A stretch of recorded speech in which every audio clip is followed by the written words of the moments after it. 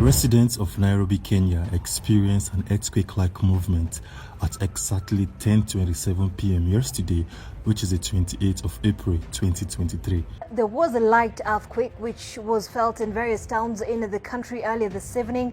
This all links to Africa splitting into two continents. Africa is slowly but surely tearing into two.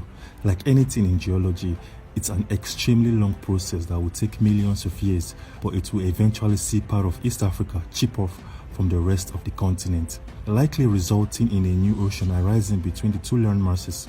The colossal breakup is associated with the East African Rift System, one of the largest rifts in the world that stretches downward for thousands of kilometers through several countries in Africa, including Ethiopia, Kenya, the Democratic Republic of Congo, Uganda, Rwanda, Burundi, Zambia, Tanzania, Malawi, and Mozambique.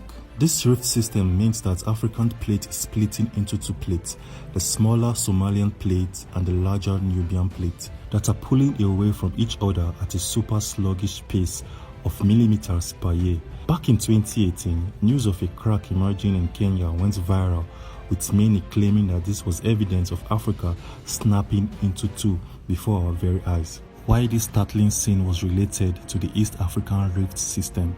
As some scientists reported at that time, this was likely just a highly localized expression of the valley's regular rifting activity. The East African Rift System has been in this current process for around 25 million years ago, and the crack in Kenya was an indirect whisper of what's occurring on the continent. However, in another 5 million to 10 million years, changes in the East African Rift System could result in a drastically different looking world. Around this time frame, we are likely to see a new ocean from between the Somalian plate and the Nubian plate. The great continent of Africa will lose its eastern shoulder, and a vast sea will cut off East Africa. As strange as this may seem, it's worth remembering that Earth's surface is in a constant state of flux. It's just so slow that human experience can't account for it. The appearance of the world as we know is relatively new.